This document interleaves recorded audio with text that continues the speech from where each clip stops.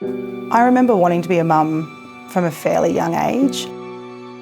The thought of carrying a child and the thought of giving birth, like it was just exactly what I wanted. I knew that's what I wanted in my life. So I was 24 when we decided to start having children. And when you've got this full-term baby in your belly, when you hear that prognosis of a life expectancy of 2 was terrifying.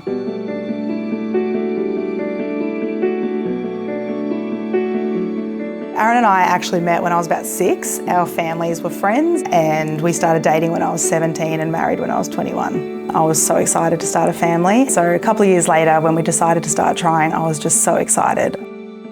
The miscarriages that we had were some of the darkest memories that we had. They were very early miscarriages, so it was very difficult to experience those.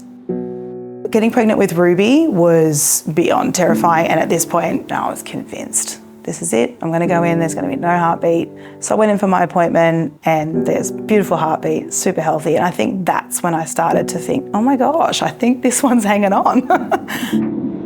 I was 36 weeks. They scanned Ruby and they started her feet and worked their way up. The sonographer just stops and stands in front of us and says, we're very concerned.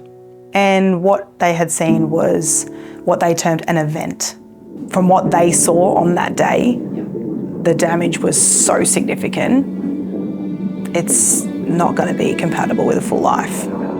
My hearing went, it was an out-of-body experience. I just thought, my baby's going to die. I thought my first 2 did, and now at the finish line, my 3rd is going to die. We were terrified.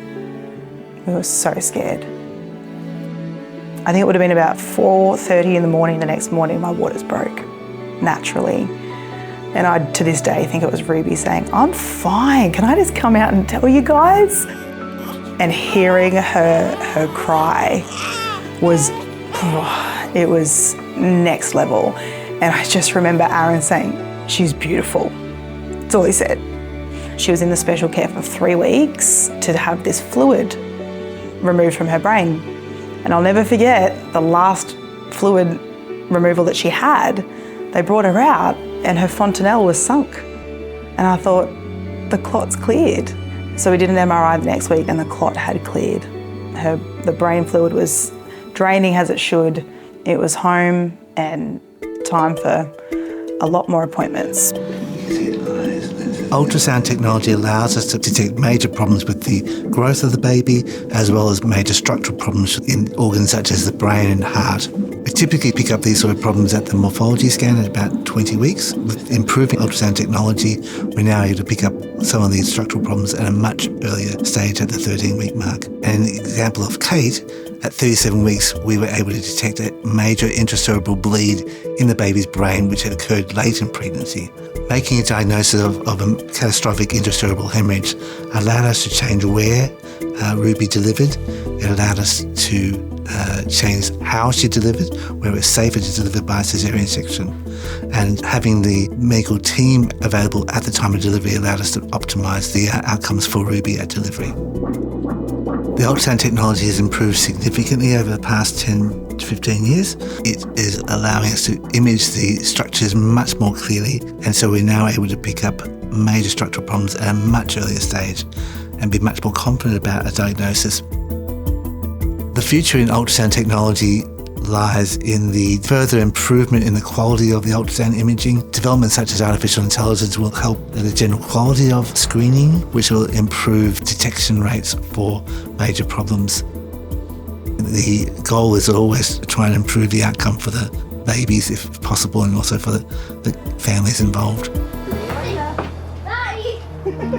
I genuinely believe that the ultrasound saved Ruby's life. So she was diagnosed with cerebral palsy. Cerebral palsy is an umbrella term for there's damage in the brain affecting movement. And it's in the right side of her brain, so it affects the left side of her body. The most important thing about early intervention is we have literally rewired Ruby's brain. So yes, Ruby's brain damage is quite significant, but thanks to all of her therapy and everything that she's, works so hard at daily, it's why she's able to do what she can do. Ruby goes to Centre of Movement once a week. The idea of all of this sort of therapy is repetition. Like, it needs to be constant.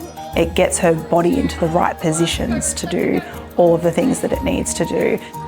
She's always pushed on. It's never stopped her. She's a real firecracker. She's very entertaining. Life expectancy of 2 to monkey bars at 9, she's incredible.